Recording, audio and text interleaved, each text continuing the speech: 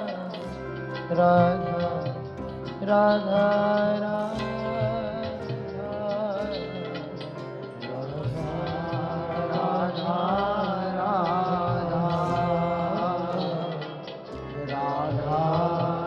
धन्यवाद आप सभी गुरु भक्तों का। ऐसे ही अपने व्यवहारिक प्रश्नों के उत्तर प्राप्त करने के लिए श्री प्रेमानंद महाराज जी को सुनने के लिए हमारे चैनल को लाइक करें, सब्सक्राइब करें, शेयर करें। धन्यवाद। श्री राधे राधे।